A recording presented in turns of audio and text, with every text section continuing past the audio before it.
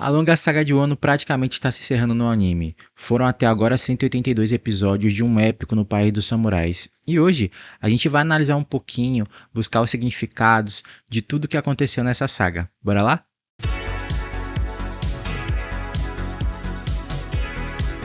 Olá, eu sou o Luan e bem-vindo ao canal do Lua. Aqui animes e mangás tem sempre espaço para o debate e uma boa conversa. Se é a sua primeira vez aqui, não esquece de curtir, comentar e compartilhar para ajudar meu trabalho que está começando. Se é a sua segunda, terceira, quarta vez aqui, muito obrigado também pela sua audiência, muito obrigado pela sua recorrência, isso me ajuda demais. Por favor, novamente pedindo, não esquece de comentar, curtir, compartilhar, todo aquele pacote youtubístico, sei lá, para poder ajudar aí a engajar cada vez mais e mais o canal, beleza? Antes de tudo eu quero recapitular um pouquinho a história de Wano, né? Vamos lembrar aí que o Wano e One Piece é um país que fica isolado aí do Novo Mundo, do restante do Novo Mundo. Ele é um país que não é associado ao governo mundial de One Piece. Ele tem suas próprias políticas e tal, não intervém nada de fora e nada de fora intervém neles, né? Até porque a própria oceanografia do lugar não permite, são mares muito revoltos, o Wano fica em cima, né, na montanha e por aí vai. Então a gente é um país muito isolado, que teve, até o momento, tinha uma estrutura política há 20 anos atrás, dentro da história, tinha uma estrutura política muito estabelecida, era um país próspero, as coisas funcionavam, e aí teve um golpe de estado do Orochi, né, que é de um clã que tinha raiva do clã que era líder lá do clã Shogun, que eram os Kozuki. Os Kurozumi, que era o clã do Orochi, foram perseguidos pelo clã Kurozumi. Ele se aliou devido a uma sequência de fatores ao Kaido, um dos grandes imperadores do mar, um dos quatro imperadores do mar, e aí eles tomaram poder em toda uma explicação aqui que eu não quero entrar porque vai dar muitos detalhes. E desde então, dentro da história, o Wano vive há 20 anos dentro de um processo tirânico. Antes de falecer, a esposa de um dos personagens, não, do personagem principal de Wano, que é o Kozuki Oden, ela manda então o filho e mais alguns dos seus guarda-costas, digamos assim, né, de samurais de proteção, para o futuro, 20 anos para o futuro, para eles poderem retomar o país de Wano de volta das mãos de Kurozumi Orochi e Kaido, o Rei das Feras. E o que é legal aqui, uma parada que eu particularmente gosto muito, é que a construção de cada um desses vilões que acabaram sendo os tiranos de Wano. A gente tem ali o Orochi, que é uma peça do tabuleiro do Kaido, né? Uma peça pequena de um grande tabuleiro que o Kaido pretendia fazer. E ele vem de uma parada muito interessante, que é a construção dos ciclos de ódio. Ele teve o seu clã perseguido, ele alimentou esse ódio e o ódio dele também foi alimentado, e ele acabou se construindo aí essa força, essa vingança se construiu nesse golpe de estado, nessa derrocada de poder. Ele se rastejou entre as pessoas que tinham o poder e influência até realmente se tornar uma pessoa poderosa, né? Se tornar o rei de Wano, digamos, né? O grande Shogun de Wano. E ele toma o poder como forma de vingança ao clã Kozuki e como forma de vingança a todo aquele país que destratou o clã dele, que destratou toda a história de vida dele.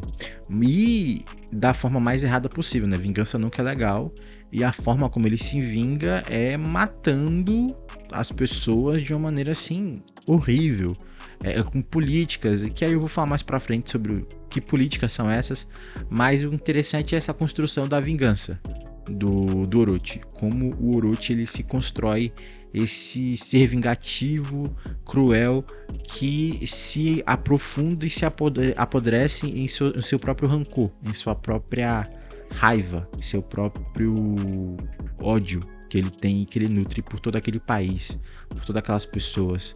A forma dele viver, dele esbanjar, dele fazer a pobreza, tudo aquilo é uma forma de vingança, tudo aquilo é ódio. E a gente vai falar um pouco mais pra frente relacionado a isso. E em relação ao Kaido, o Kaido ele e a Big Mom dividem umas coisas muito interessantes. Que os dois, ambos, mas eu quero falar especificamente aqui do Kaido, eu só tô chamando a Big Mom como convidada. O Kaido ele vem de uma história de violência. Basicamente o que o Kaido conhece é a violência. Toda a vida dele foi construída de forma violenta. A gente vê no pequeno flashback no episódio retrasado que toda a construção que o Kaido tem é uma construção de brigas e brigas e guerras e mais conflitos e conflitos e conflitos e conflitos. A visão de mundo dele é construída em violência, tanto que até o momento, quando a gente olha para o Kaido e o plano que ele tinha junto com a Big Mom, era construir um mundo onde quem fosse mais forte imperava, era ganhava e tinha o seu lugar no mundo, né? Eles queriam toda aquela ideia de quebrar o governo mundial e tal, mas criar um mundo onde a violência reinasse. O que coordenaria o mundo seria o processo de lutas e conflitos, e quem fosse poderoso teria seu espaço. E o porquê disso? É porque é interessante a gente observar, porque fica muito superficial, parece que o Kaido é apenas um vilãozão maldoso, mas ele tem uma construção, uma ideia. É porque violência, conflito, batalhas é a única coisa que ele sabe, é a única forma de linguagem que ele entende o mundo, e é como ele projeta o mundo melhor. É o mundo ideal para ele. É um mundo onde os conflitos resolvem todas as situações, não só ele como a Big Mom também. A Big Mom é de uma construção de conflituosa, ela entende, apesar de ser uma pessoa desde do nascimento ser uma pessoa extremamente diferente, ela entende o mundo através de conflitos e jogos de interesse. Ela tem ainda uma profundidade um pouco maior, que ela tem um objetivo ela teve um objetivo ali de pegar a ilha dela e fazer cada raça da ilha. Ela tem uma visão, eu diria utópica, mas para mim é mais distópica, desse mundo feliz. Mas a Big Mom é uma personagem super interessante porque ela não sabe diferenciar muito entre... Ela tem uma inocência e ao mesmo tempo que ela tem uma inocência, ela tem uma maldade. Ela tem essa diferença. Ela não sabe diferenciar muito sua vontade com coisas erradas. Ela é um ser de desejos, basicamente. E isso é super interessante. A construção também de como esse ser de desejos pode acabar se tornando uma coisa devoradora, perigosa e maligna. E por que eu tô falando disso tudo? Eu tô falando que isso tudo culmina em um ano. Culmina nesse país. Esse país que é super importante para o passado de One Piece, porque foi um país que decidiu, durante o século perdido, decidiu se isolar, assim como o Zou também, né, vive peregrinando por aí por um pecado que ele cometeu. O Wano é um país que decidiu se isolar do restante do mundo desde a época do século perdido. E aí a gente vai descobrir o motivo desse isolamento mais para o futuro. Tanto que a abertura de Wano para o mundo é super importante para os acontecimentos futuros da obra. Mas aí isso daí é coisa do mangá e coisas que a gente ainda, nem quem tá lendo o mangá ainda direito sabe. Mas isso tudo culmina aqui. E por que culmina aqui? Porque o Wano tá no processo de anoitecer. E anoitecer como uma linguagem, uma figura de linguagem, para a ideia de que o Wano estava nas trevas. Passou 20 anos em um período sombrio da sua história. O Wano passou 20 anos em um período sombrio da sua história, por quê? Durante esses 20 anos, no qual Kurozumi Orochi assumiu o poder juntamente com Kaido, sendo basicamente o que mantinha o poder do Kurozumi ali, foram 20 anos onde o trabalho escravo foi feito, né? Foi autorizado e programado pelo próprio governo do Orochi para trabalhar em fábricas, além de trabalho escravo, manutenção de pobreza. Lugares que eram prósperos se tornaram basicamente favelas, né? Guetos, lugares onde as pessoas viviam mal e comiam mal e não tinham acesso direito ao mínimo. E também a gente tem ali necropolítica, né, basicamente, porque a gente tem, além dessa exploração de trabalho escravo, porque é trabalho escravo, trabalho escravo, a gente tem manutenção de pobreza e miséria. A gente tem muito claro isso em One Piece e no Bairro de Wano, que a pobreza de Wano, ou a pobreza de alguns daqueles distritos, digamos assim, era basicamente uma coisa proposital, era para ser pobre. Aqueles lugares eram para ser pobres, como Ebisu, por exemplo. Eram lugares onde as pessoas não comiam porque simplesmente se queriam que ela não comesse, e eram ofertados para elas frutas alteradas, né, smiles falhas, e aí as pessoas que comiam aquela comida, aquela única coisa que aparecia, que é aquela fruta do capiroto sintética, mas que era um produto falho de uma pesquisa, eles acabavam com um sorriso forçado no rosto. E aí tem uma alegoria política super interessante, né, sobre continuar sorrindo e manter um sorriso no rosto mesmo. Enfim, o Oda, ele é muito genial e muito sutil nas críticas dele, quando ele justamente faz essa assimilação onde muitas pessoas continuam sorrindo mesmo estando em miséria, mas é um sorriso falso, sabe? O Estado tenta oferecer alguma coisa para elas sorrirem. Essa é a analogia que eu peguei, sabe? Que o Estado oferece uma coisa para enganar as pessoas, para elas continuarem sorrindo. Só que a maneira como as pessoas ficam sorrindo ali, né, através da Fruta Smile, é uma maneira forçada. Eles não querem ficar sorrindo para sempre. E é muito triste aquela cena. Aquelas cenas no geral são muito tristes, das pessoas continuando sorrindo e sorrir sem parar. É muito triste.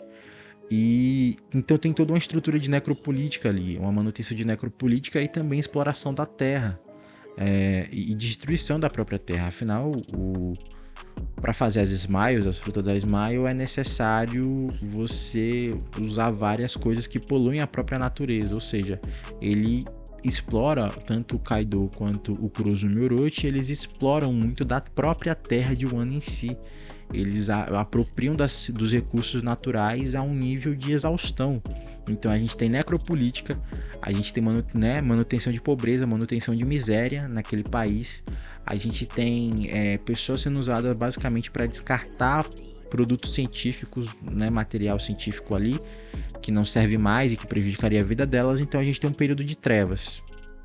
E eu tô falando de Wano, não tô fazendo qualquer associação à vida real. Não tô fazendo, porque vai falar, não tá falando de política. Não, tô falando de política de Wano. Qualquer semelhança à vida real não é culpa minha, não. É culpa do Oda. E aí um ponto que eu acho super interessante é que como o Wano, ele é salvo por basicamente um misto de tradição e marginalidade.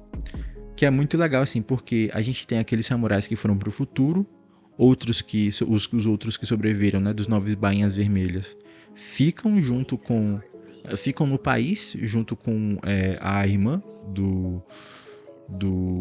Momonosuke. Desculpa, os nomes fogem da minha cabeça. Ficam com a irmã do Momonosuke, também fica no país, a Hiyori, enquanto os outros samurais, junto com o Momonosuke, eles vão para fora, vão para o mundo buscar ajuda, né? Vão buscar a ajuda necessária.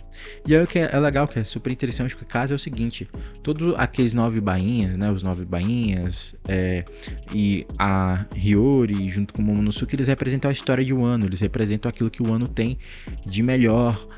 Toda a tradição, toda a cultura de Wano é representada ali por eles, né? Eles eram a figura da família real, digamos assim, de Wano, do shogunato de Wano. Então, e era um bom shogunato, eram pessoas que lideravam e governavam aquele país de maneira próspera. Então, eles são basicamente a representação da história linda que o Wano teve. E os piratas justamente são a representação da marginalidade, daquela coisa que fica para fora da sociedade, dos contraventores, daquelas pessoas que quebram as regras, que quebram os paradigmas. E muito também na pessoa do Luffy e do Chapéu de Palhas, que são basicamente os eternos contraventores da obra. Eles sempre quebram governos, eles sempre lideram revoltas e revoluções. É Alabasta, é a Ilha dos Tritões, é Dressrosa, até a própria Whole Cake. Eles desafiam a autoridade da Big Mom, que é suprema na ilha. Então eles têm todo um histórico de contravenção contra as tiranias locais. E simplesmente também se associam às minorias. E esse é super interessante. Aqui não é diferente, só que é feito numa proporção muito maior. Vem essas pessoas que eram do governo anterior, né, do shogunato antigo, junto com um grupo de marginais, e eles, que são os piratas, e eles também ganham reforço das pessoas que ficaram anos e anos vivendo sobre aquela opressão, que também vivem marginalizadas, que também vivem em condições difíceis, e eles vão para cima derrubar não só o poder político, que é o shogunato, mas o braço militar, digamos assim, que é o Kaido, que é o braço ali, o poderio bélico daquele lugar. Então isso é muito interessante sobre como todo o epicentro ali dessa confusão é feito entre passado e futuro, mas o futuro que não esquece da cultura, das origens, que ali é representado pelo Momonosuke e os 9 bainhas vermelhas. Isso é super legal. E aí outro ponto que eu quero focar aqui em relação à pirataria é que aqui também em Wano, enquanto o Wano está passando pelo seu processo de amanhecer, a gente também tem uma finalização de uma antiga geração de piratas e uma nova geração de piratas. Uma antiga geração de piratas, representado pela Big Mom e pelo Kaido, que visavam a destruição e a violência para uma linguagem mais parecida com o Luffy, né? A nova geração que vem pelo Luffy, que é uma geração onde pensa em um mundo mais livre, um mundo mais liberto, sem amarras e sem prisões de governos e de tiranias e de nada disso. Um mundo de liberdade, como o Luffy quer. Então, a derrota da Big Mom e do Kaido aqui também representa o final de uma pirataria antiga que tinha se estabelecido ao decorrer de décadas. O que o Luffy e os outros piratas como o Kid e o Law propõem, nem tanto o Kid, mas o que os piratas propõem é um mundo mais livre, sem tantas amarras de maldade e tal, só fazer aquilo que se quer fazer. E é interessante porque isso acontece em um ano, um país que estava há 20 anos nas trevas e que agora está encontrando a sua liberdade. Para finalizar, o último ponto que eu acho super interessante é que Luffy falou para Otama, se eu não me engano, que quando eles saíssem daquele país, as pessoas poderiam comer à vontade, para ela não se contentar com pouco. E isso é legal, porque a gente vê o amadurecimento do Luffy também durante essa saga, dele finalmente criando, depois de tudo que ele passou, criando uma consciência de... Não que ele não tivesse consciência de coisas erradas, mas agora ele entende como funciona. O Luffy, no momento que ele fala para Otama que as pessoas que eles comeriam, depois que ele saísse daquele país, que eles comeriam à vontade, é o Luffy reconhecendo que tem muita coisa errada, que tem um sistema errado, porque antes o Luffy só ia lá, batia no vilão e pronto, porque ele não foi com a cara do cara, porque o cara foi um babaca. Agora não, o Luffy tem uma compreensão de mundo, ele entende que as coisas são erradas, ele entende que aquilo que aconteceu em um ano, que acontece em um ano, é a exploração da vida humana pela vida humana, a exploração dos recursos naturais, que aquilo é manutenção de pobreza. É claro que esses conceitos não estão intrínsecos no Luffy, ele não vai falar de manutenção de pobreza nem nada disso, mas ele entende o erro daquilo, com aquilo é errado. Então quando ele luta contra o Kaido, ele não só luta porque o Kaido é o seu inimigo e seu adversário, mas ele luta pelas pessoas que estão ali, que estão sofrendo. O Luffy carrega o peso de quebrar com a maldade. Isso é super interessante porque a gente já vê um amadurecimento mais profundo em relação ao nosso protagonista. E um amadurecimento até eu diria político também, por que não? Então é isso, pessoal, o vídeo de hoje vai ficar um pouco longo, eu acho que eu falei demais, mas é porque eu me empolguei, porque o ano tem muita coisa, eu adorei todo esse arco. É isso. Eu vou ficando por aqui, fiquem bem, fiquem seguros, muito obrigado pelo seu tempo, muito obrigado pela sua audiência e até a próxima.